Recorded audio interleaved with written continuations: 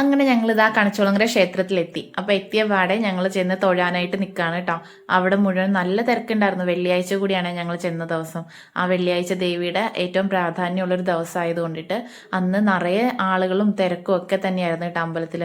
പിന്നെ പുഴുങ്ങുന്ന ഭാഗത്തേക്ക് ചെല്ലുമ്പോൾ തന്നെ ആ സ്ഥലം മുഴുവൻ ഇങ്ങനെ നിറഞ്ഞിട്ടുണ്ടായിരുന്നു. എല്ലാ ദിവസവും ഇപ്പോൾ പുഴുക്കും. പണ്ടൊക്കെ നമ്മൾ ഈ ഉത്സവ സമയത്ത് മാത്രമായിരുന്നു ഈ പുഴുക്ക് വഴിപാട് ഉണ്ടായിരുന്നത്. ഇപ്പോൾ പക്ഷേ 365 ദിവസവും എല്ലാ ദിവസവും നമുക്ക് പുഴുക്ക് വഴിപാട് നടത്താം. രാവിലെ തൊട്ട് രാത്രി വരെ ഏത് സമയത്തും വന്ന് വഴിപാട് നടത്താം കേട്ടോ.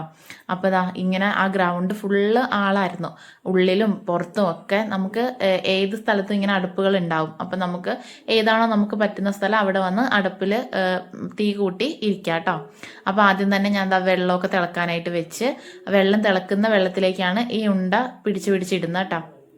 അപ്പോൾ ശർക്കരയും തേങ്ങയും പഴവും അരിപ്പൊടിയും കൂടി ഇങ്ങനെ ആ ഉണ്ട പിടിക്കുന്ന പാകത്തിലേക്ക് ഇങ്ങനെ കുഴച്ചെടുക്കണേ. അത് കഴിഞ്ഞിട്ട് ഉണ്ട ഉരുട്ടി ഒരു പാത്രത്തിലേക്ക് ആക്കി വെക്കുമ്പോൾ വെള്ളം തിളച്ചിട്ടുണ്ടാവും. പിന്നെ എന്താണോ നമ്മൾ പ്രാർത്ഥിക്കുന്ന ആ കാര്യം പ്രാർത്ഥിച്ചുകൊണ്ട് ഉണ്ടകൾ ഓരോന്നായിട്ട് ആ തിളച്ച വെള്ളത്തിലേക്ക് ഇട്ട് കൊടുക്കുക.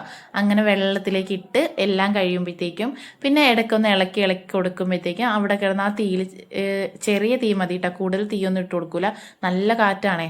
അപ്പോൾ ഇങ്ങനെ തീയൊക്കെ അങ്ങോട്ടും ഇങ്ങോട്ടും പടരുകയൊക്കെ ചെയ്യും. അപ്പോൾ ചെറിയ തീയൊക്കെ ഇട്ട് കൊടുത്തിട്ട് അപ്പോൾ നമ്മളിരുന്ന് പ്രാർത്ഥിച്ച് എന്താണോ നമുക്ക് ദൈവത്തിനോട് എന്തൊക്കെയാണോ പറയാനുള്ളത് അതൊക്കെ ഇരുന്ന് പറഞ്ഞ് അങ്ങനെ നന്നായിട്ട് നമുക്ക് പ്രാർത്ഥിക്കാനുള്ളൊരു സമയം കൂടിയാട്ടോ ഇത്.